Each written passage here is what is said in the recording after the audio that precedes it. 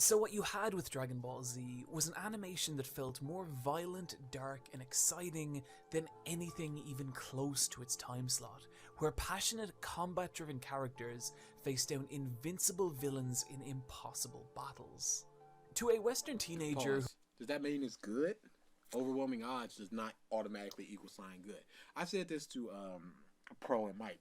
I'd rather watch a mediocre match between two people that I really care about than watch an amazing match with two people I don't know at all. That's the same way I feel about, because there was this stick figure fight going on around Twitter for a while. It was just these two stick figures fight. Oh yeah, I saw that choreography. But I'm just like, I don't care.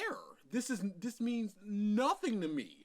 But Usopp fighting a groundhog and a person with a bat, that has a lot of emotional stuff there. Doesn't matter if it's invincible odds or whatever. All that matters is about what the characters and what they are trying to accomplish here. Why were they fighting? Vegeta wants to fight him because Vegeta wants to be stronger. And Goku's like, we can't be doing this. And they just fight. Boo wants to destroy the world. No, he didn't even want to destroy the world. They didn't even know what Boo wanted. Babidi wanted to destroy the world. So they just fought Boo, which was an extension of Babidi. Boo really had no motivation there. So it's just like, here's this thing that we gotta kill, otherwise he's gonna kill us. Aren't most villains set up to be invincible and most heroes forced to face impossible odds? You look at even with just One Piece, like we were talking about, Luffy and Crocodile. Luffy was in the desert. Crocodile's element, he's got poison, and it's like Luffy is not strong in that moment. So it's set up for Luffy to lose in that moment. It's an impossible odd, and it's a nigh invincible villain. Yeah, here we are. I didn't go, no. It's because of everything that led up to that fight. That's why that fight was so good. Not just because Crocodile be the strongest. It's because you had the Luffy Vivi stuff. You had all this stuff leading up to it until it happens. And also, just simply going, we look at something like Boo. Where's this go? He's super strong and he can regenerate. The regeneration doesn't matter because we've already seen Cell who can regenerate from a single cell. So you just go, okay, a strong enough blast will still disintegrate him. So that's off the table. All we need is a strong enough blast. Raised on the family-friendly cartoons of this era, the concepts being introduced by Dragon Ball Z were not only fresh but mind-blowing. And the what concepts? That they fight a lot? Their fighting is violent. It's so what? You can watch any movie and see violence. It doesn't matter. You're just going, of the time, it was violent, so that means it was good. What about now? You're looking at it in the time, which is fine, whatever. You already said that you're going to be not objective and you're going to be just ball sucking it.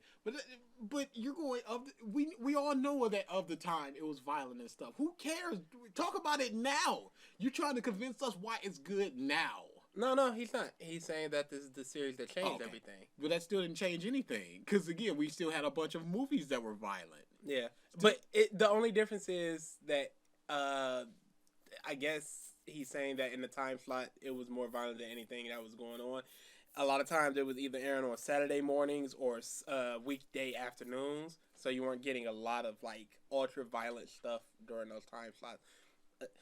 I can't even say that. Sailor Moon's friends died. I was about to go with Ren and Stimpy. Ren and Stimpy was super violent. She took a gay tooth out. innuendo. Yeah, he literally just ripped the tooth out. Don't whiz on the electric fence and people getting electrocuted and stuff.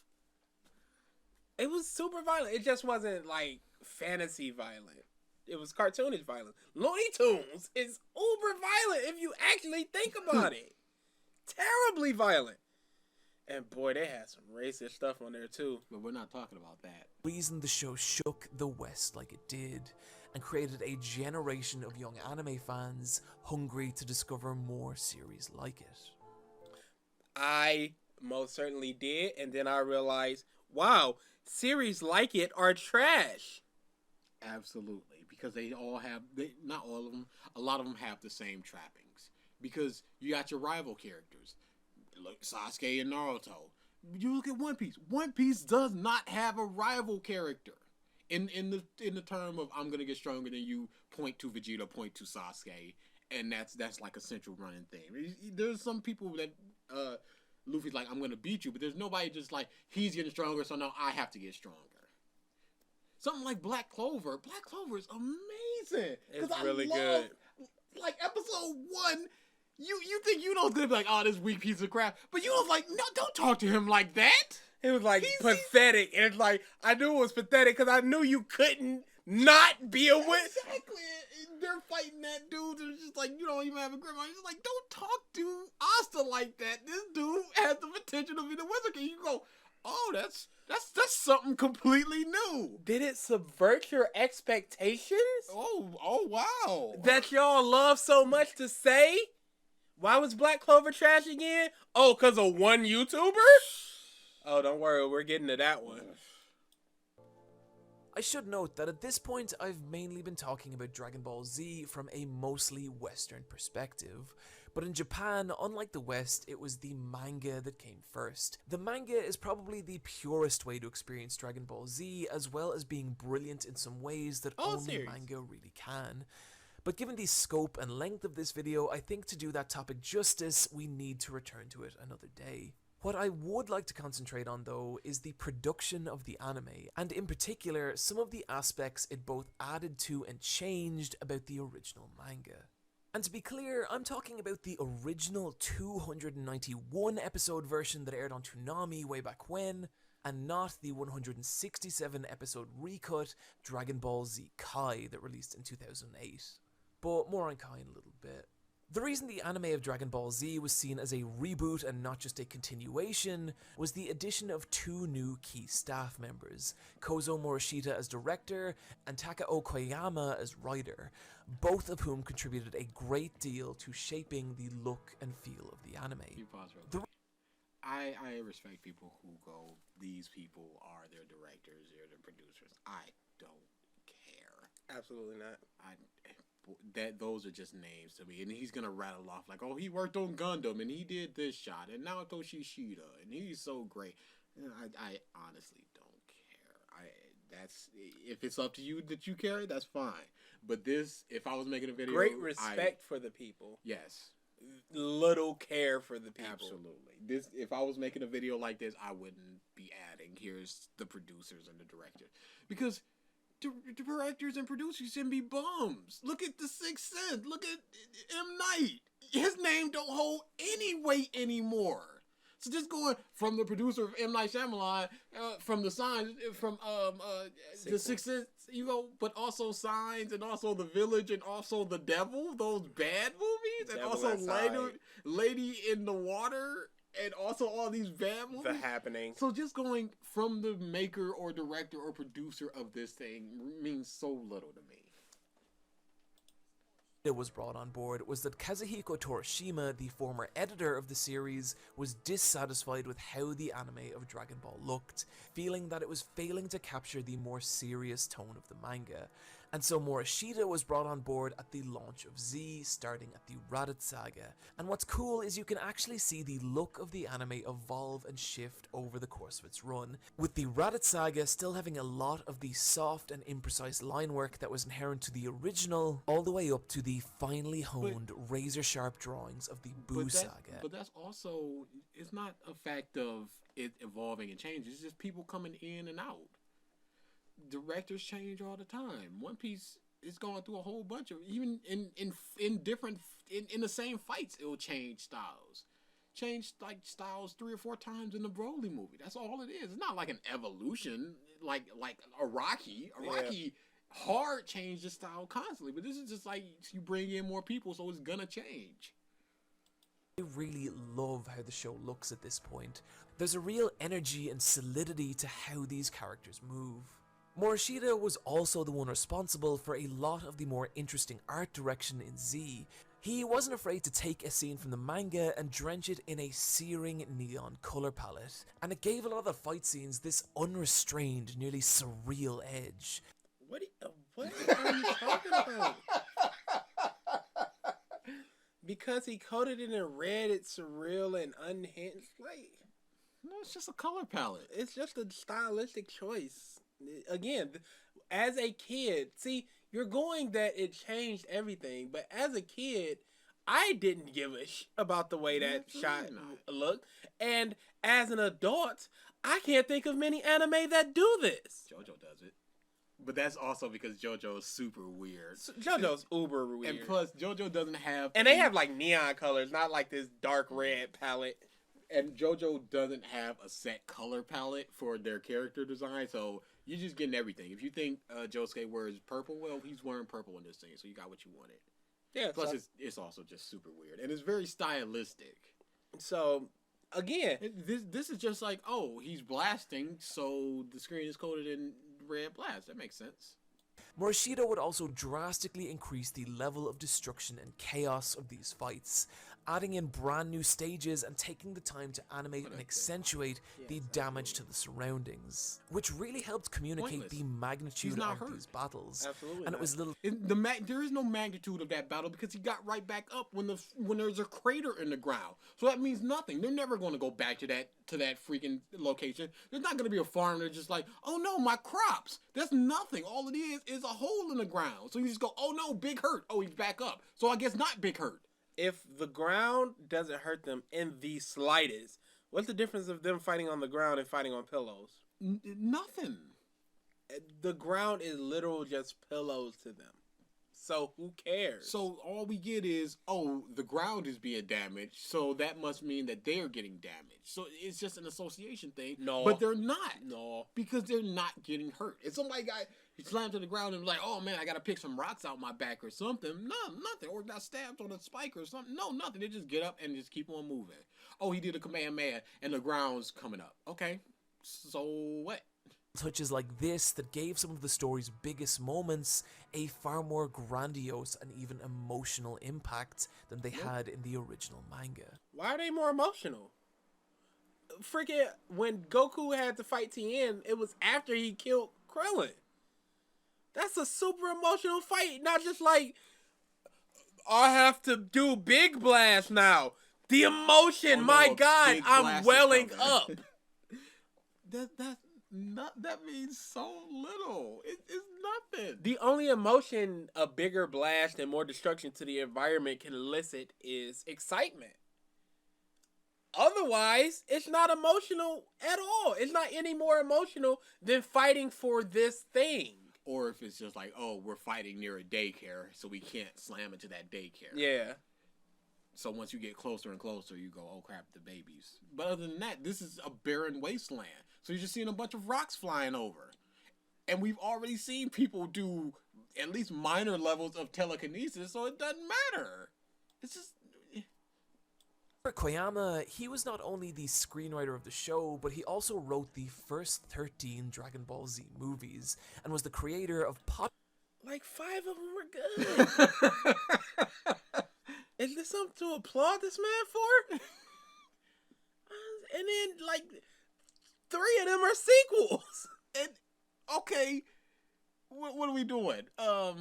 What is that? The World's Strongest? Which one? The first one. Yep. Oh no, Dead Zone.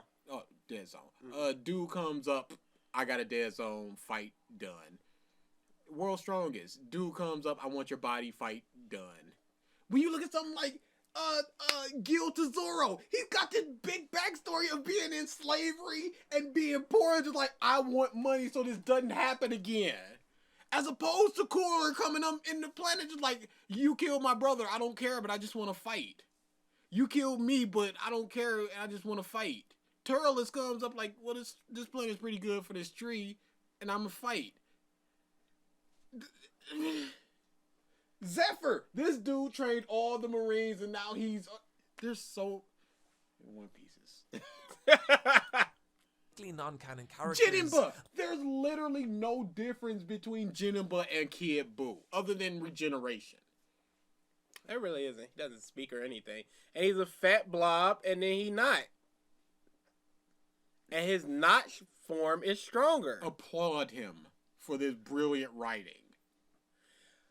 I will give you $50 right now if you could tell me the villain of the 13th movie. Was that Time's up.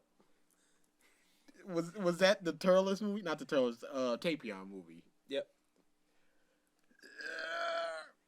Harudagon. Time was up. I couldn't even tell you. You could be lying. You could be lying to my face right now. It sounds right. like Broly and Cooler. He also wrote a rare Dragon Wow, 2 of them. Where's Lord Slug? Oh, ain't nobody Suck. talking about Lord Slug. oh, Big Suck. Ain't Okay. nobody talking about Turles. Okay. Oh, okay, cool, No cool. problem. Got you. Ball Z side manga called Prince Vegeta, a supplementary comic illustrated by Minoru Maeda that fleshed out Vegeta's backstory and early life. Why isn't this in the series? Fleshing out backstory? No time for that. Gotta do our next Atata. Here's what we know about Vegeta. He's a prince. He served under Frieza, and then he came to Earth. Those are the 3 things that we know about his past. And to this day, you can still see him giving interviews arguing that Broly could kick anyone's ass in Super. What I bring all this up man, because I think it baby. shows This that- character I made is the strongest. And then here comes Dragon Ball Super Broly going, no, he is though. And him going, see? Why? I hate Super Broly because it's just, he's getting stronger. Why? Why wasn't he brought up with the universe survival arc? He destroyed everybody. Why did Hit suddenly stop getting stronger? His whole thing was his whole thing was when he fights he gets stronger, but he just didn't get stronger against Jiren. That's just something different. Koyama was extremely passionate about these characters, and you could see this especially in the additional scenes he'd add to the show, which he'd use to flesh out these characters, their relationships and backstories. You're fleshing out backstory. This is non-canon backstory then. Doesn't matter. So they're going, you need 23 minutes, and him going, whoops, this is I got about 15 minutes here. Let's add some backstory. That's nothing special. It's everybody, manga, anime do that. It's nothing super special. Especially when it sucks. Take this scene from Trunks' Especially when you have nothing to work with. What do we know about Krillin? Well, he was a monk and then he met Goku. That's it. He was picked on a bit, but that's all we know about him. What is Tien's personality? What is Chaozu's personality? These are problems. These characters have been around for almost 30 years. You write me a story about Tien right now. I bet you wouldn't get past page 4. Freaking Tien got a school where he teaches martial arts. Okay. Was he... Is that something that he would do? What's Yamcha doing? Does he have a job? You can't see it, but I've been shaking my head for the last 20 seconds. These are problems. Your characters are so unfleshed out and so unbackstoried that I couldn't tell you nothing about them. And I couldn't write anything about them. Anything! Cell. In the manga, Cell basically just curb stomps the young Saiyan, but in the anime, the scene is given some much needed weight and context by fleshing out both fighters' stories with individual flashback scenes. The first is Trunks explaining Toriyama sucked so hard that we gotta fix this. Well, there was 2 pages and then Trunks lost, even though he was built up all this time. Maybe we should add a little bit more so that we care? Because I don't care right now, because this dude is just getting stomped. Maybe we should add some emotional weight to this. Yeah, this is good. So let's bring down Toriyama by saying he ain't do nothing in order to bring up this other dude by going, he fleshed this out. And again, it's filler. And this is the literal definition of filler. See, not all filler is bad. Filler has a negative connotation to it. But this is filler. This does not actually exist, quote unquote. the hardships he had to endure in the android-ravaged future, including an especially tragic sequence where we actually watch the Z-Fighters one by one being hunted down and wiped out by the androids. And I really... How did Trunks see this? I think this is just for us, the audience. Okay, so So why are we flashing back to this? why is we flashing back, which would be his memory of it?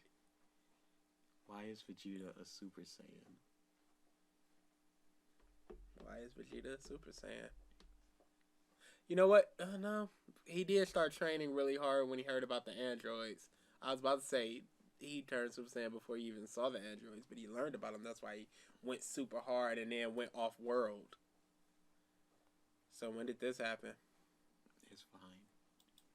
because it really helps communicate just how dire Trunks' future was. You knew that when he said everyone's dead. Yeah, we didn't need to see this. We didn't. But didn't we also just see that when he said everyone died and they showed Little, yep. Yeah, so we already got this. It's just even more. But yeah. And then, wasn't there also, or was this in the same flashback, where he picked up that little, where he was running down the hall and saw all the people that were just like, God, we're so finished. Or was that future, yeah. It's so hard to know. It all runs together. Cell too shares his story, how he awoke in the distant timeline after the androids and Z-fighters had wiped each other out and found himself trapped and alone in the broken future, unable to evolve without his android counterparts. It's a minor moment, but it does add an ever so slight air of sympathy for Cell. No, it doesn't. Why does he want to be perfect? To fight. So I can't get the one thing that I need to fight more. I'm sad? Oh, I'm sad for Cell? No, absolutely not. Like, who cares? This dude is trying to wipe out this entire planet.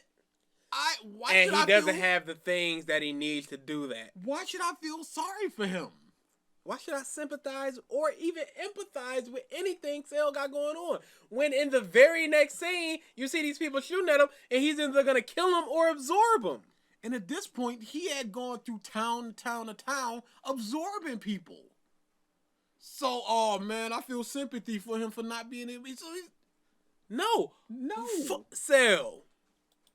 Just like Trunks, he had to endure a ruined future and find his way back to the past. And as a result, even though the fight itself isn't especially memorable, the way the characters' narratives are intertwined through their backstories forms an odd kind of connection between the two. It makes them... Yeah, they both come from the past. And that's it. And there you go. Connection established. So? If this was Krillin and Cell, and they did this, odd sort of connection between... You would find a connection to make. No, they both came from the past. Cell killed the Trunks. But we're supposed to feel sorry for him. Feel like they've really been through a lot to bring them to this point. They have, and we know that because of all that's happened before this moment. You don't need to flash back to their past to go, wow, they really have been through a lot. Before this, you're thinking they've really been through a lot, and then they really have been through a lot. There's no difference. There's nothing. We know. It's not recontextualizing anything. It's just going, the Z fighters died. We knew that. When Trunks sees 17 and 18 and the horror that is on his face as they open another pod, we know he's been through it. We don't need to see him hiding from androids and all the Z fighters being wiped out to know it. Giving the encounter some much needed emotional context. And this is what... Why was it needed? Especially since, in your own words, it was just a one-sided stomp fest in the manga. So Toriyama didn't feel that we needed it. So why was it needed? You just said that it wasn't really memorable. So why did it need this? If you still don't really remember it. Where's the connection between Kid Buu and Goku? I was going to the Boos in my head too. There's nothing there. Memorable fight, but did we need it there? When do we need this emotional resonance, and when do we not need it? When is the fight just enough? Apparently, it's not enough here because it's not memorable. But thank goodness that they had the flashback because that helps it. Was it Kui that was treating Vegeta like a piece of? We saw that. Where was the emotional resonance of that the most that was a needed emotional resonance. But no, it was a raffle stomping, and who gave it? You know where the emotion comes from? Trunks holding back until his father is almost killed, so because he thinks he's stronger, fighting Cell and realizing he's actually weaker and a piece of kid. Not enough. Oh, our paths are connected. Especially since it's never referenced again. The only other interaction that Cell and Trunks have is that he gets blasted in the chest. So this is where their stories end. Together.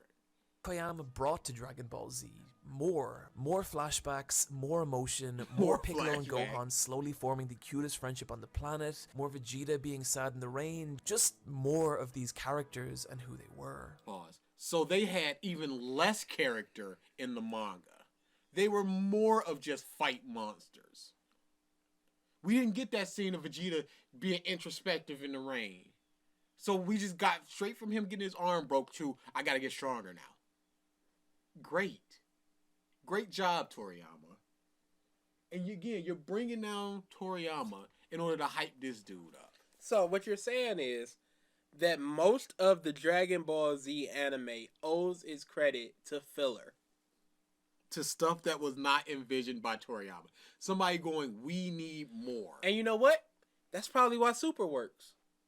Because it's a bunch of stuff that Toriyama did not envision. And it's people going, it's Toriyama going, Goku and Hit fight. Hit has time skip. Goku wins. It's a tie. Hit wins, Goku, whatever. So they just go, what do we do in between that?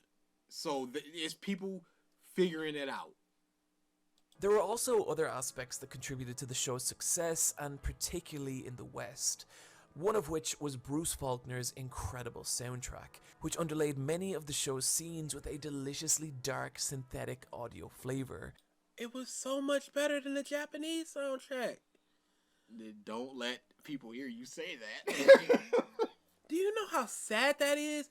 That everything that made Dragon Ball great is not from the creator? It's from this director that added more character to the characters and backstory. This awesome soundtrack from this American fella. This great dub.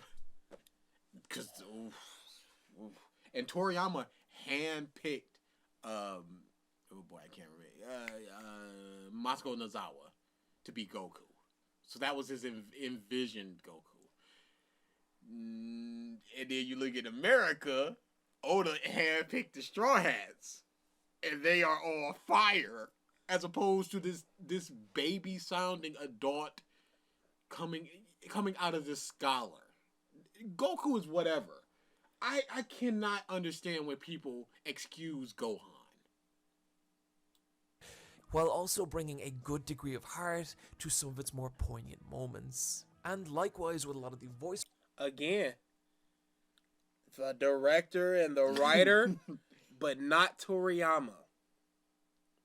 That's the worst I've ever heard. So if I were to read the Dragon Ball manga, it would be even more soulless. Because you don't have the music, you don't have all that added filler. You would just have Trunks and Cell fighting for a chapter, and then Trunks just losing. And you don't have that emotional resonance, so you just, it's a forgettable fight. Whatever.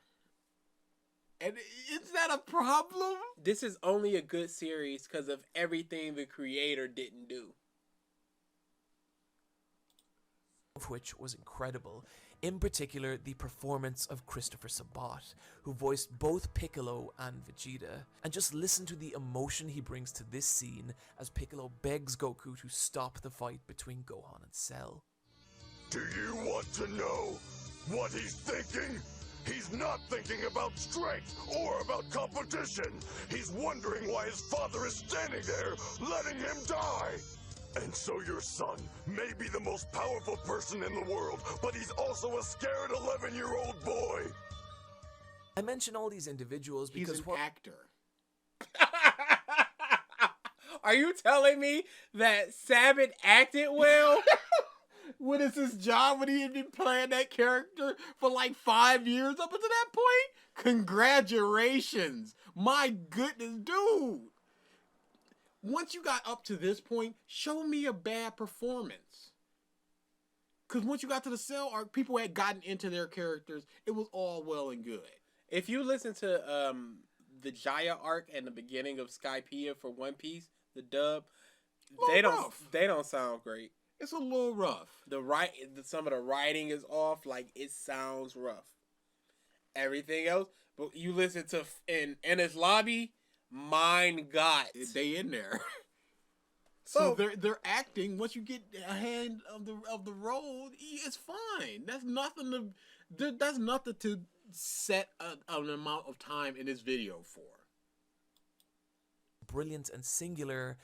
How's it brilliant if it's missing all this emotional, this needed emotional resonance? You're showing these 4 people who you said added a whole bunch to the anime. And you're going, yo, the manga also real good, though. Let's not forget about that. How? Where's the music? Where's the emotion? Where's the heart? Where's the characters? Oh, just fight modes? Brilliant. Many people were responsible for the success of the Dragon Ball Z anime, and considering that's the luck and time version that brought the series to a global audience, I felt like they deserved some credit here. Can I just say something really quick? And I might even cut this out of the video. One Piece just smashed DB Broly over in Japan. So amazing. And it's going to make $56 over here. I said 17. It ain't going to make nothing. But my point being that people in America will go, yeah, but it didn't beat it here. So that's all that matters. Who cares about Japan? If something is 65% of the entire market for a genre or for some type of media, I would rather be the greatest over there and 4th best everywhere else than the greatest in the number 2 market and number 2 everywhere else. Japan has 126 million people, and America has around 350 million. So a smaller amount of people are garnering a larger amount of money, but it doesn't matter. So, up until this point in the video, I've been treating Dragon Ball Z as gently as I possibly could. I haven't talked about any of the series' faults. You know what? I got okie doked last time. No. I think he's gonna hit us with that boy. Okay. Oh my goodness, I wasn't expecting this. I can't be let down again. No, I'm in there too. So we get okie doked, we get okie doked together. I haven't spoken about the nearly absurd level of filler that pads out and bogs down nearly every part of the anime. But you said the filler was fine. It added stuff. And the insane filler was good because it added emotional resonance. The overuse of cost-saving animation techniques. But you just said the director was great and it framed it in this incredible light and all that. But also, that's every anime. That's every TV show. Every long-running anime. All these ones that are going to be like 300, 400, and you know off rip it's going to be long. They got to cut costs somewhere. Look at Scooby-Doo. When somebody's about to pull a book off of a shelf, you know which book it is because it's the only thing that's moving. Everything else is basically a painting. It's a cost-saving thing. Everything cuts costs. This you isn't. Don't have to. These aren't big enough flaws that you're mentioning yet. I'm starting to get okie doked. The fights down. There's places in the manga where you can really feel Toriyama's exhaustion, as he at this point had been writing weekly manga for nearly 2 decades. Oh me, oh my! Oh no! Oda has mandated breaks. Otherwise, they're like, this man will work himself to death. And we know he will. Oda, take a break. One Piece. People want the One Piece. And Toriyama, already a millionaire from Dr. Slump, is going, I'm tired. Okay, so those are just jokes. People can get worn down. It's fine if Toriyama. Who cares? But come on now. Yeah, just going, he's been making it for 2 decades. That doesn't mean anything. Mm-mm. Especially since Araki is still putting out JoJo. And not only just putting out JoJo, improving everything he can along the way. The His art is style, still fantastic. His from fights, what he was, his fights are still magnificent. some of them are getting better. I don't remember how. I don't think he's taken too many breaks. I remember very recently where it was like, JoJo will be on break. I went, what? Really? Because I've never seen in the bottom JoJo will be on the break. So this man is just constantly putting this stuff out, and he did it to such little fanfare up until like 2011 when he got his manga. Otherwise, it was just part 3 got their 2 games. Anime? Oh yeah, my bad. It got his anime. Otherwise, it's just part 3 got his 2 little games. JoJo was sprinkling around in little games every now and again. They had a terrible movie that Araki was just like, don't put this out. Did they put it out? Okay. It showed like once. It was the Phantom Blood. It was like a 1.5 hour recap. They cut out. They cut Speedwagon completely out. They cut out. What did they do? Just part 1? Yep. All of part 1, an hour and a half. Speedwagon gone. Zeppeli shows up. He just walks around the corner while he's fighting Jack the Ripper. It just goes hum on, and then he goes hum on. The mansion fight was like, he basically pushed him down into the spike. Araki was like, don't put this out. And they didn't. People want this movie so bad. Nobody can find this movie. I'm sure Araki bought and burned every copy. We're taking a dive on this. This is done, homie. How do you do that? So this dude, You couldn't even give him 2 hours. You gave him a hot 90 minutes it was to tell bad. all of part It 1. was bad. But yeah, this dude has been doing that weekly for such little fanfare. Until they switched it to monthly. And that was very recently. Mm-hmm. But you got your little set of people going, yo, JoJo's amazing. But it's only very recently, I think it's like 2013 or 14, that he hit 100 million sales, where he's been putting it out so consistently with such little fanfare, as opposed to this dude doing 5% of the work, and then people going, this is the greatest manga anime of all time. It's so infuriating. It's so bad because Araki is so good and such a hard worker. And it's even worse when people go with the whole, it's popular, so that must mean it's great or the best. Every time you talk about Dragon Ball in comparison to another series, yeah, but popular. But that's why it's good. It doesn't have... One Piece is the highest selling manga of all time. It is only behind Superman in terms of the highest selling comic of all time. Yeah, but it ain't the top in America. It ain't. So what? It got to the point where in part 4, somebody was talking to Rohan, and Rohan goes, yeah, my manga's not in America. They don't understand me over there. And that's basically Araki going, y'all ain't about this. Until he got an anime and everybody's like, we bout this. Back in like 2004, 2005, I forget which part it was. It was probably part 3. But they were like, here's part 3, and here's an intro by Araki. Araki's like, hey, everybody, I'm glad it's finally picking up some steam in America. This dude is just such... And he was so earnest and crap. It was so great. But then here's Toriyama just bumbling his way into manga superstardom. He draws Jiren, sends it over. They send back what Jiren does, and he goes, nah, that's not Jiren. How about you tell us? Jiren's a silent protagonist fight man. Hey, How about this needed emotional from Trunks? Nah, here's 2 pages. Bye. And then he just loses. And Trunks goes, all right, kill me. Bye. Toriyama. And his fatigue shows in the occasional drop in quality of the art, or how contrived some of the writing feels. Especially... No. It was always contrived. Always. Don't act like this just started in the Boo Saga. Come on now. He from day 1 of Z goes, there's aliens now. When did what? Kami is God. Oh, but there's actually King Yama who's above Kami. Oh, but there's actually the King Kai. But there's actually more Kais. Oh, but there's actually a Supreme Kai. This is his progression, because he was such limited where he's just like, I'm the God. Oh, but there has to be somebody who takes care of the dead people. So now there's this dude. But who are we going to have to train Goku? Well, there's this dude above everybody. Oh, but the galaxy's so big, so he's only the North Kai. There's a bunch of them. But now there needs to be somebody who rules over all the Kai. So now there's this. Come on now. Again, there is no secret 8th Shishibukai. There's no secret Shishibukai team. There's no in Goku. No, There are 4 pirates. There's 7 Shishibukai. There are 3 admirals. There are vice admirals, and then there's the lead admiral. That's all there's ever been. But when you go, this dude is God.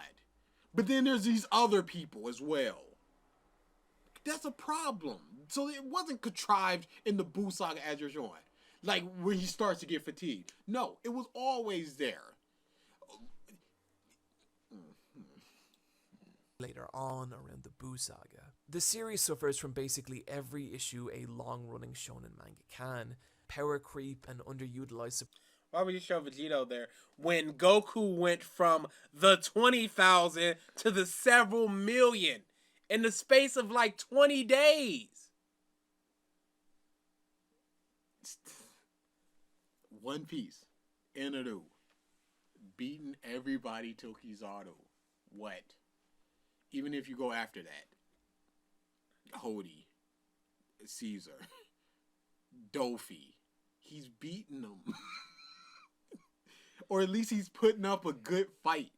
There is no universe where Frieza could beat an android. Even after he got the mecha stuff. Where he's just like, Super. That Frieza. Oh, yeah, this Frieza. Yeah. Mm-mm. So, it's not a matter of all anime manga have power creep. Because Zabuza was a confirmed Hokage killer. He could beat Gaara. I believe so. If he, enough. As long as he didn't do the big Shukaku thing. So, that's out the window right there. And he was that arc's main villain. The first major main villain. So it's not a matter of all anime having power creep. Because this one just does it so poorly because you need to be so much stronger and have the stakes so much more. As opposed to just a small thing. This dude is going to destroy all of this island in the sky. Next arc, we need to save our friend. That's the progression of One Piece. Raditz wants to kill everybody on Earth. Vegeta's gonna kill everybody on Earth. Frieza wants to rule the universe. The androids are gonna kill all of mankind. Cell wants to destroy all of the galaxy. Boo wants to destroy everything. See that progression? As opposed to a clown just going, I got this little town and I'm ruling this town. Supporting cast, the Piccolo effects. These were all problems that I didn't see as a teenager, but now, years later, they're impossible for me to ignore. And even outside those criticisms, it's hard not to see now how other shows have taken the foundation Dragon Ball Z laid out and built upon it. It's a far simpler story than titles like One Piece or Hunter x Hunter, and those series arguably took what Dragon Ball Z did and built more interesting and creative worlds around it. There's no argument. How can you argue that freaking Dragon Ball has a more interesting world than One Piece? How is that even an argument? When they're so stationary, there's no, other than big fields, there's no real placements. And you're going to an island half of fire, half of ice. Can you name me 3 locations in Dragon Ball? North City, South City, East City. Would not name city afterward effect. Oh, I can't. Because we had that with the North Blue, South Blue, East Blue, West Blue. But we had the towns in the blues. Yep, Kokoyashi Village, all that stuff. There's these little villages with their own little history. Lowtown. There's some stuff going on. If the gang didn't go up to Usopp's village, Kuro would have just done his plan anyway. He didn't need the input of anybody else. But nothing happens outside of a 10-mile radius of Goku. Everybody that wants everybody after Frieza basically is all like, where's Goku? And that's just not Where's the interesting. strong guy? Stuff is big happening around the world of One Piece. So much so that I'm infuriated that we don't get to see it. Or we see like 6 pages of it, and then it's like, Seriously. see y'all in 2 years. Blackbeard came up to the Revolutionary Island and broke it down. Well, that just happened. I'd like to see that, Oda, but we're just not privy to it because this is a world where everything is going on at the same time, not just around Luffy. And fill those worlds with a more diverse and compelling cast of characters. Titles like Yu Yu Hakusho also took the themes of Dragon Ball Z and expressed them in infinitely more relatable, human, and heartfelt ways. Correct. And so, the truth is, I don't really know what it is for a person in 2018 to come to Dragon Ball Z for the first time.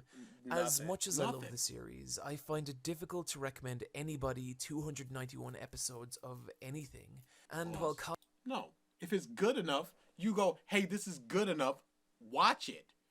Yeah. That's all it is to it. JoJo is insanely long. I feel like JoJo is worth it. If it's worth it, then you recommend it. You're basically saying it's not worth somebody's time. And you say 219. No, go Kai, and that's like 140 something. That's so much more digestible. Or go to manga. Manga, you can read manga so much faster and easier. You just don't want to recommend it because you see no worth into it in 2019 because it's so dated. People recommended JoJo to me forever. And forever I went, Was it a length thing or was it just a weird JoJo No, thing? it wasn't even a weird JoJo thing. It was a when so many people recommend something to me, I'm just like, it's probably not as good as people think. So I just keep putting it off until the day I finally see it. And then I finally started reading JoJo, and I read all of part 1 and part 2, and I went, this ain't good. I don't know what people are talking about.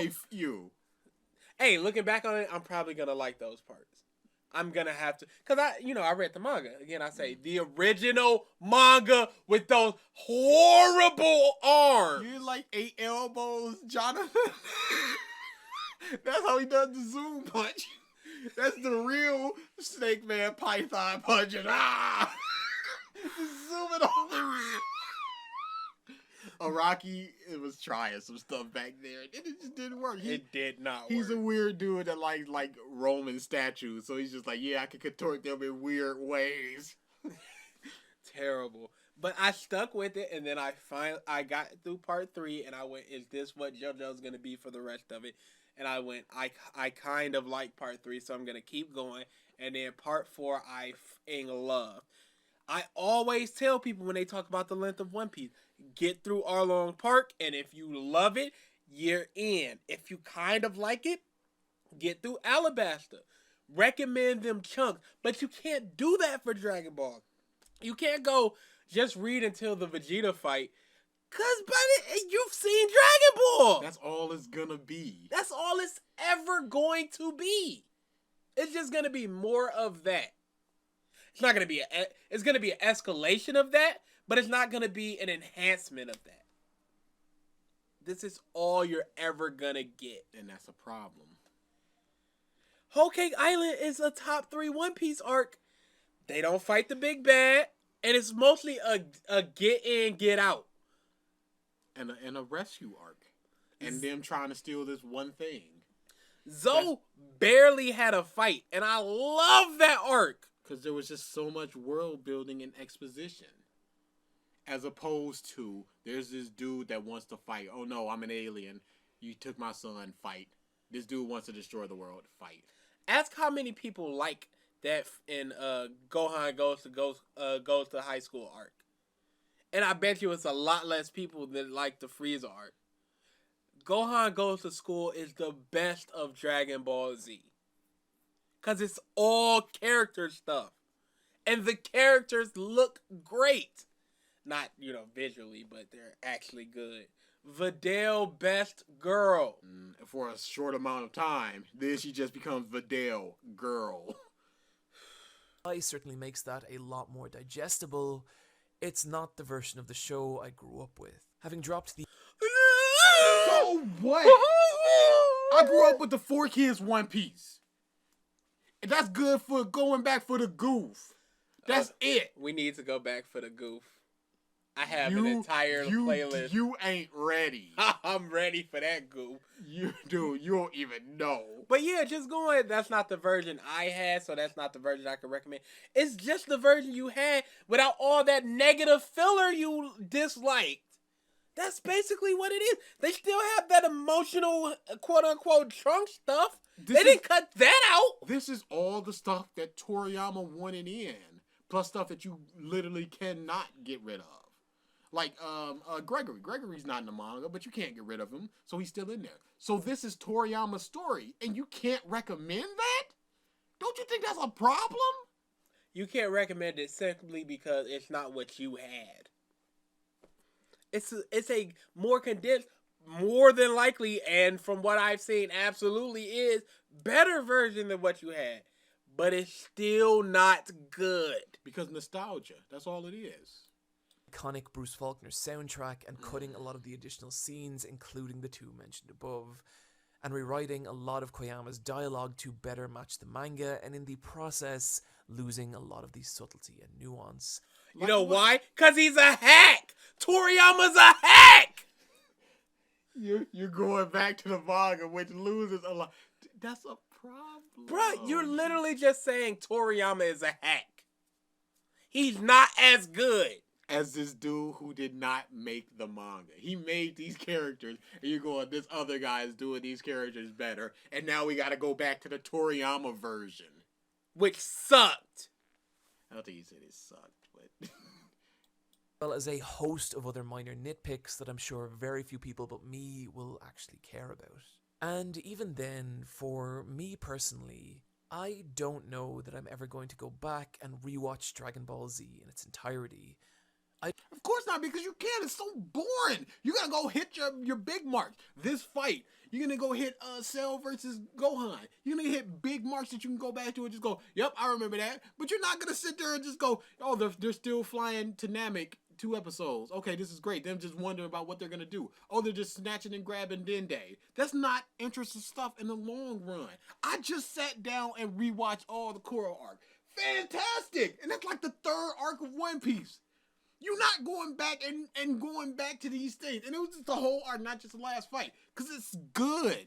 This is just building up to the big moment. And the big moment is the fight. And you don't need all that other stuff before. We already know that Cell came to the future, to the past, and then killed Trunks. You don't need to see that. You don't need to see them discovering the husk or anything. All you need is the fight. Because without the revelation, it's just not good. It's just, oh, here it is again.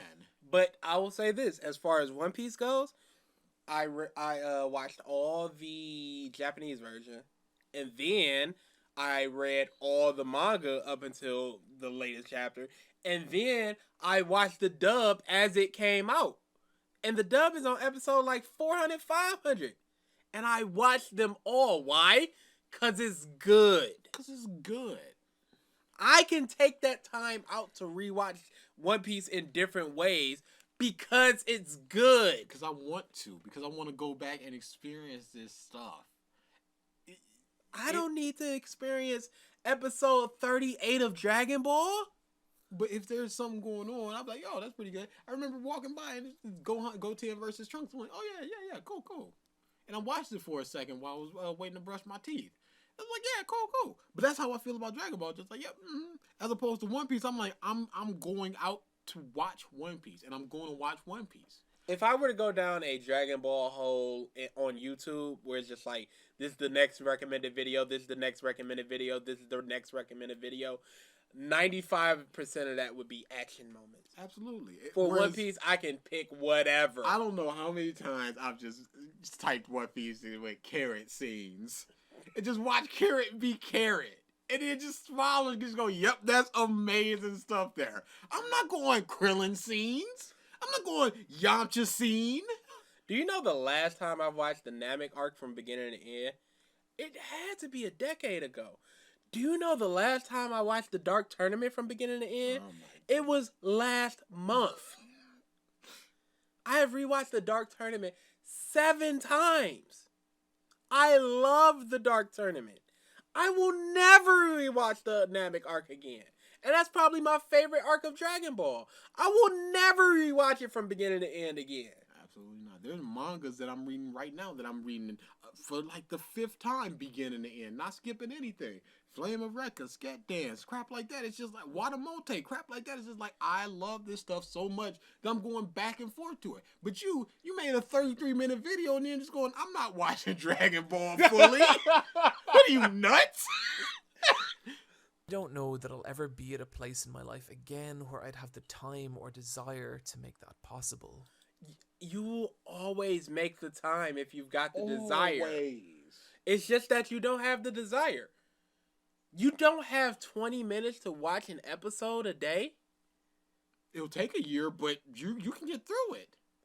but you don't want But to. you don't want to. 'Cause you know what it you is. It's not good. You've experienced a bunch of other manga that are just like, you said it's doing this stuff better.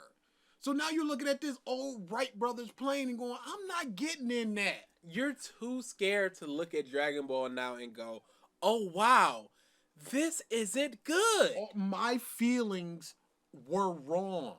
I have changed my opinion because I've consumed so much better stuff. This isn't good. And that's a really bad way to think about it. Just go. I'm not going back to Dragon Ball. You can't speak on that. Are you gonna talk about Good Burger? Yes, I'm talking about Good Burger. No, I know Good Burger sucks, but I don't want to see that it sucks because I like it so much. But he deep down probably knows Dragon Ball sucks. No, he said there's a couple flaws and nitpicks. He mentioned like 4 things. That nobody but me would care. But he's also said that I don't have the desire to go back and watch it.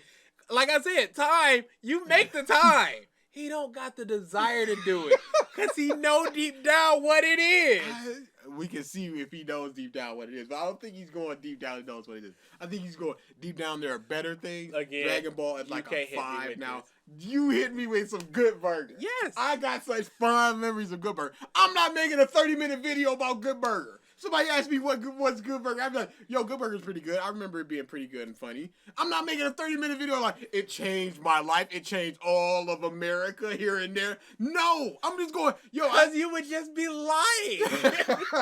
I would go Good Burger was pretty good. I don't know about now. I'm not revisiting it. But in a way, I think that's okay. Because what's more important to me... Pause. See, that's the problem. Nostalgia. He thinks it's okay to just go, I have this thought in my mind and I will have it forever. I don't think it's okay for me to just go, Good Burger is good. But I don't want to invalidate that. I watched that movie like 26 times. I'm keeping it back there. And that's a problem. But he's like, nah, it's good. I will always have Dragon Ball in my Again heart. with this grinder. Look. I think I'm going to go back and revisit some Good Burger. Not today. Kurt is now both your mother and your father. Kurt must look awfully strange, naked. Who said that? Who talked while Kurt was talking? It was him. He uttered something. I'm sorry I uttered. Oh no, it's coming back. Maybe it wasn't that bad. Maybe it wasn't that bad. Maybe it had some good scenes in there. You know what? You know what it is. It's a kid's movie, so you know what you're gonna get. But it might actually. But he's going, this is all this violent stuff and stuff. There is no, this is a kid's movie, so there's limitations and it's dated comedy. And you got Shaq and you got freaking Sinbad. He's going, this is the thing that changed everything. You know, off And rip, you can't go back to it. what we off rip know it's not good. Kazam. No, Kazam is terrible. Terrible. I don't ever need to re-see it. Now, was the Power Rangers movie good? Debatable. Debatable. I'm gonna have to rewatch it. I will rewatch that. Absolutely. And that is the memory the show has left me with. And See? Sorry about the music that you can probably totally hear. Yeah. You got some gorillas for neighbors. We are black. They are black. We're allowed to say that. But And they are.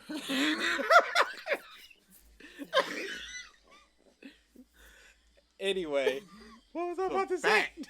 The gorilla's completely everything from my mind. Maybe you need to hear that line again. Maybe. Oh my god, this music. That is the memory the show has left me with. Okay, yep, that's where I was going. Good call on having to hear it again. I have fond memories of many, many things. But I go back and I'm like, it's just not good. Those memories do not change. My feelings of original do not change. But where I'm at now, I can now go, oh yeah, that ain't good. The Harry Potter series is not good, and I will fight anybody It's on pretty that. good. It's not. It's pretty good. Revisit it. I have When? quite a few times. When? Last time I go back to the 5th a lot. Yes, the 5th is the best book. 5th is I will the always go back to the 5th. And then the 6th You know is why? the worst. Because Harry was an actual character. There was a lot of good plot stuff going on. There were a lot of introduced characters that stuck around and were good throughout. The last ministry thing was really good. The 5th book is really good. The 6th is the worst because so there's not a lot of plot stuff going on. Harry is nothing. This Ginny romance comes out of nowhere. I hate the 6th book. Everybody's just like lovey-dovey. We're 16, so we need dates and peers of love. And blah, blah, blah. Hermione's crying in the corner because Ron is kissing some girl. Are you serious? You're Hermione and Granger. And you're sitting there and telling me the Harry Potter books are good? Yes. On the whole. On the whole, they're I nothing. think that they are. We're going to have to do this one day. Please. Your memory is not tarnished just because you feel a different way now. I'm sure I would love to eat a cookie Reese's. Even if it's just like, this isn't all that good. I still have those memories of me going, Yeah, it's pretty this was amazing. I still have that love I had of Dragon Ball. I just recognize the series is trash. I still get hyped with Goku's transformation.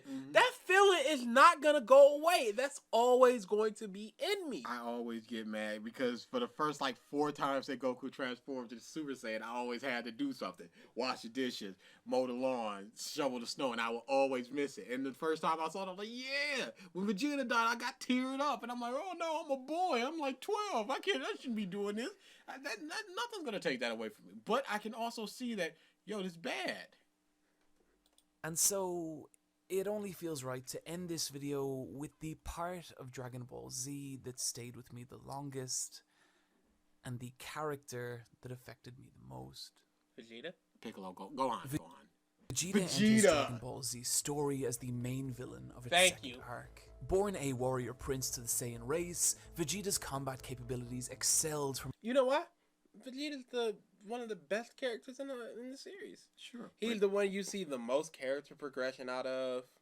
But at the end of the day, he's like a 6 on the scale of characters. Yeah. Not even like if you compare him to One Piece character. If you just go, how is he as a character? So he's like a 6. Yeah, but in a series of 2s, you're 3 times better than the next dude. What you doing there? True. From an early age, fighting and winning alongside his father, King Vegeta. Defining... But then pause. He goes, what about King Vegeta? Like, well, I was already stronger than him when I was a kid. So you're going out the gate, he's already super strong. Stronger than his father, who's, let's say, at 2,000. But in all that time, up until his almost 30 years of life, he only gets up to 20,000. Doesn't make a whole lot of sense when Goku could get into the millions in a month. What was he doing all this time? His ferocity and strength, declaring himself the elite of the elite, the prince of all Saiyans. These times would not last, however, as one day, Vegeta watches his father defeated by the malicious space warlord Frieza, who takes Vegeta as an indentured That wasn't the story of Dragon Ball Super. But his eyes. servant in exchange for sparing his life, his father, and his people, only to go back on that agreement later as Frieza destroys the Saiyan home planet and wiping out nearly the entire race. Vegeta, now one of only 4 remaining Saiyans, continues to battle under Frieza in the hopes of becoming one day powerful enough to rise up and defeat him, during which time he suffers a humiliating defeat on Earth at the hands. He's not telling us anything we don't know about Vegeta already. He's added nothing, no personal insights, no narrative. I feel like lines or the anything. personal insights are going to be after the fact. These are just the hard facts about Vegeta. But we know this if, number one, we're watching a video about Dragon Ball Z, and number two, we've gotten this far into the video. But again, well, not again, for the first time actually, there may be people that have never seen Dragon Ball Z. I'm sure there are people out there that have never seen enough of Dragon Ball Z, Then not you just can- clips and everything. Then you're getting spoiled. But they may just be like, okay, I want to see the impact. I have no interest in actually watching it. But then after all this video, he goes, I can't recommend Dragon Ball to you. So is it just like, okay, so the people who I can't recommend Dragon Ball to, here's Vegeta, here's who he is. Because you ain't watching it, because don't watch it. Okay, yeah. He goes, I can't recommend the series, but I'll tell you what stuck with me the longest. I can understand that at least. But again, I don't think there's people going, what's Dragon Ball? Let's watch this video. Not what's Dragon Ball, but what is Dragon Ball? Of Goku, a low-born Saiyan commoner. After much hardship, the day finally comes when Vegeta believes he has finally ascended to the level of the legendary Super Saiyan and faces off against Frieza, only to be crushed under the heel of the invincible warlord. Why is it that Vegeta's, let's say, 300,000 power level right here shakes a planet, and then their 74 million power level still just shakes the planet? It doesn't make a whole lot of sense. There should be more than just the planet shaking at that point, don't you think? It does. And then why are people still shocked when the planet shakes? Y'all been seeing this for like 7 years. And then watches in disgrace as Goku did It's not disgrace. It wasn't. And he didn't watch as Goku did what he wanted to do. He died. And then he got teleported off the planet before he saw anything. And it wasn't disgrace. He's like, I couldn't do it. But you can, please, Kakarot, for our people. what he never could, becoming a Super Saiyan and finally He never watched that. And when he saw Goku as a Super Saiyan, he was like, Kakarot, you piece of we're gonna kill Frieza together. Yeah, teleporter off the planet. That may have been an anime-only thing, by the way. bringing an end to Frieza's reign. Vegeta He didn't put an end to Frieza's reign. Are you forgetting about Trunks? Because he came back even stronger with more people and his father, who is stronger than Frieza. He didn't put an end to... now without purpose or direction, goes to live on Earth and trains relentlessly in order to surpass his rival and escape the shadow that Goku has cast. And never does. All that training, all that hard work, it doesn't matter. Meaningless. But as time marches on, he finds himself slowly becoming a reluctant ally both to Goku and the people of Earth. The years go by and Vegeta awakens one day to a life he no longer recognizes. He now has a human wife and half-Saiyan child, that happen? whom he's actually grown to care for. So During which time, the warrior prince he once was has started to feel like a distant memory. cares? This realization Good, he awakens within changed. Vegeta a deep anger. How could the prince of all Saiyans be reduced to the common life of a family man? And in that anger, he trades his soul for the What happened to those acquisition of scars? greater power, and turns on his former allies, attacking and killing a crowd of innocent people in a That can be bid to wished drag Goku into one final, terrible fight. Wasn't These final. actions would bring about the rise of Majin Buu, an invincible monster that would wreak havoc. You can't say invincible if he was beaten. Especially since you said invincible for Frieza. You can't say invincible if they lose. He's like seemingly invincible.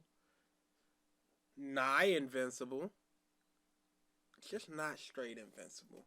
Across the earth. And so Vegeta, faced with the destruction he has now wrought, takes his son into his arms and hugs him for the first time, before sending him away and stepping out to face the monster once again, and in the first selfless act of his existence, gives his life in one final brilliant attack.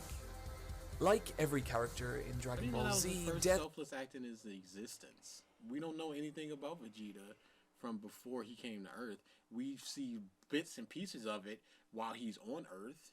and we're skipping 10 years, not 10 years, like 7 years, and then what? He's still Vegeta. He never freaking gave somebody $1. Come on now, you put too much sprinkling on this, man. Move temporary for Vegeta, and he later returned to aid Goku in the final battle against Buu, finally letting go of his pride and accepting Goku as both an ally and a friend. And that he was stronger than him, and then he went, "No, I'm gonna get stronger than you, Kakarot." Episode 1 of Super. Just revert all that character development. Whoops. Vegeta's story hit me so hard in my younger years, and I'd be lying if I said that ever stopped being the case. And the reason for that is that despite all his strength, despite the fact that he existed in a universe of explosive spectacle and superpowered showdowns, he still felt so real and flawed. Someone with an Pause. He didn't feel real. He's a baby. Large He's so old baby man. infuriating. Flawed, sure, but he's every single time he's go ahead, Cell, transform. What? For the fight. Come on now. That's the same thing that Goku did. And everybody's going, that's stupid. Why? No. I stuff like that. It's just like he feels real and flawed. He's frustrating to the max because he's just a big baby. His whole entire motivation is just get stronger than this one dude. Then there's one guy so he can prove his claim to the throne or whatever. What happens if he's just stronger than Goku? He beats him and just goes, okay, then what? You just continue to get stronger. Once Zoro just goes, I want to get stronger than this one dude. Why? Because of a promise to my dead friend. That's a lot more. There's a parallel there, but it's a lot more weighted. A lot more real than I just want to be stronger and I'm always angry except these flashes of moments of my love and humanity. That's real. My Bulma makes no sense because we've not seen that from him. We haven't seen him loving her like. So it just came out of nowhere and it feels so false and hollow. Of both pride and self-loathing, who would measure themselves against everyone around them. A person who would make disastrous self-destructive decisions and suffer crushing defeat after crushing defeat. No matter what, he could get wished back. There's never any risk to him personally. Those people could get wished back. I wish he would have just said, whatever, wish him back, let's fight. Isn't this Luffy? Nope, Crushing defeats. Only Goku. That self-loathing after the crew gets sent away. I couldn't even save one of them. And then after Ace died, I'm so weak. I don't need your pity, Jinbei. Let's fight. Nope, only him. Only Vegeta. Someone who would awaken one day to realize that life hasn't turned out like they planned. That the person they thought they would be. But you know what? It's better. Much better. Better than he could have ever hoped for. He's not a genocidal monster underneath the foot of this genocidal monster. Or he's not a planet conqueror that just took over for Frieza. Now he's a god. Whoops. Is now never going to exist. And yet someone who at the end of everything was still able to find contentment. And that is some heavy shit. It wasn't the end of everything. He could wish back just like he did get wished back. And then he reverted all of that by going, shut the up, Trunks, and I'm going to get stronger than you, Goku, and my family, except when I love my family. He ate alone at the end of Z, at the end of the Buu saga. He just sat out in the field while everybody else inside. What changed? Oh, nothing? To put in a children's cartoon that aired every day at 5 p.m. But in a broader sense, Vegeta also represents what I love about Dragon Ball Z. You'd watch these characters reach deep down inside themselves in order to face the overwhelmingly impossible. And in the light of that, getting up the next day and heading out into the world and dealing with whatever problems you face there it made it feel a little more possible. Why did you need a cartoon to tell you to go to If school? if you're a teenager, I can understand. I No, not go to school, but you know, if you're having a hard time and these people are having a hard time, it's whatever you relate to. If this is what you're this is what you're escaping into, and then you see these people having this hard time and then reaching deep down, and then you could feel like I can do that. I understand it. I just don't like how he's implanting that on everybody, because we had absolutely. a hard time growing up, and it was I never went, yo, Dragon Ball, I can do this too. I never went any series like that. Really. Nothing. I just went, this is what I have to do, and I'm gonna do it. But I just don't like him implanting that on everybody. Like everybody just went, these people did it, we can do it too. And the reason I argue, you know, whatever you need to escape into, every hero is like this. They all deep down and get that little bit extra to face the nigh impossible creature. Because if it's not an impossible odd, it's not interesting. That's why people say Superman isn't interesting. Even though he's so interesting. He's not interesting. Because he's just fighting these impossible, not even impossible, nothing. There's nothing to him. Who cares? Oh, like Dragon Ball? Ball Z wasn't a story about getting what you want, it was one about surpassing who you are. How did Yamcha surpass who he is? How did Piccolo? Piccolo surpassed who he is by putting his hand on two of his people and getting stronger. Hey, can Tien ever surpass what he is? Nope. No, he cannot. It's about aliens surpassing what they are. Because those humans, they can't do nothing. Krillin said, hit me, Goku. Well, looks like I ain't got it no more. He gave up. He gave up fighting so many times. Vegeta at the end of the Cell Saga said, I won't fight anymore. Tien went, y'all ain't never gonna see me again, and flew off. Give up. And this to me is the legacy of the series, the blast it let off, the reverberations of which would be felt throughout the entirety of shonen storytelling for decades to follow, and the resulting force of which would punch through global barriers and create entire continents of new anime fans. Stop with the global. I don't care. I don't care that a bunch of people around the world like it. You acting like It was first. You acting like Dragon Ball is the only reason why people like anime. It ain't. I'm just so sick. I'm just so sick of the global narrative.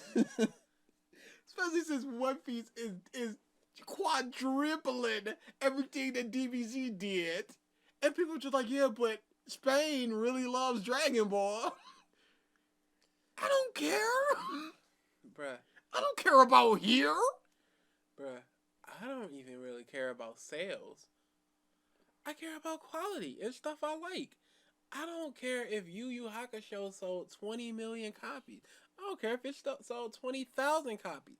It's an amazing series. I care about sales because sales tells people that this is what they want to see.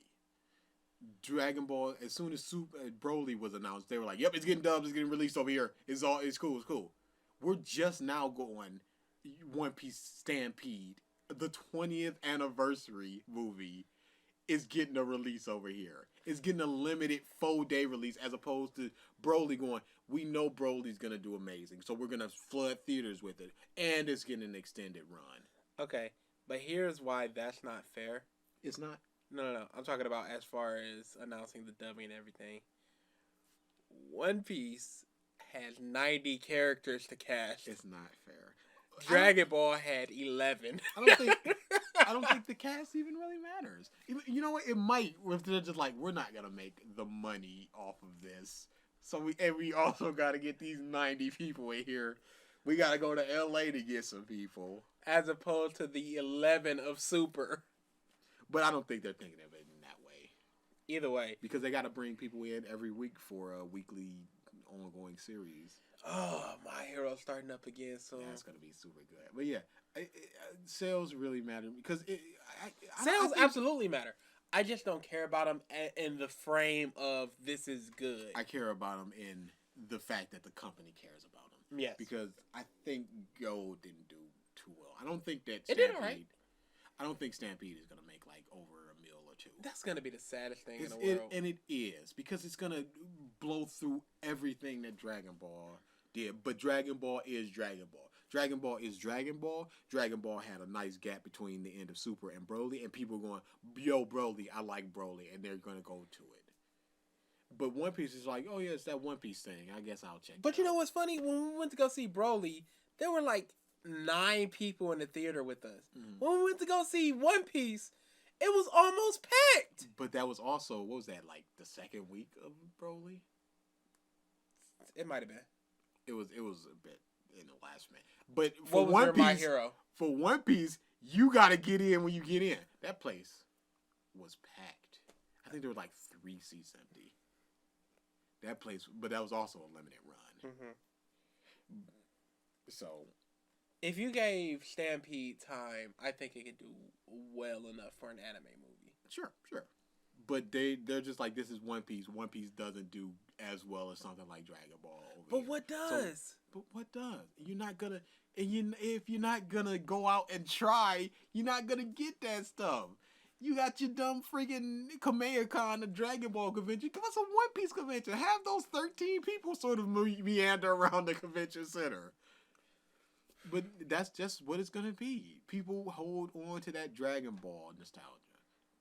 Nostalgia is like one of the biggest I've ever seen at this current period. It's a drug. You know why? Because this is like the highest information generation you can get, because you could access whatever you're nostalgic for at your fingertips in an instant. Mm-hmm. And there can be nostalgia from people from the 80s, 90s, and 2000s.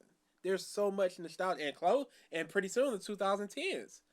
So you're going to have 40 to 50 years of people being alive for nostalgic things. And 90s, of course, most of us are 90s kids. So in Dragon Ball, It's a story about great characters doing impossible things. Whoa. You can spit on me, but you don't lie to me. Dragon Ball had maybe 2 great characters. I don't even know if they're great. Probably good. I would not point to anybody in Dragon Ball and say that they're great. Before Super, I would say Gohan. I can't even say that. Because he's so arrogant, he's frustrated. You're right. Yep. Dude, Adult Gohan. after the Cell thing, there's no reason why he shouldn't be like, I'm going to obliterate you right now, boo. I've seen what this arrogance does. I'm going to kill you right now. Not an episode and a half of fighting. He should have been like, the biggest Kamehameha, die. Because his Kamehameha was the biggest.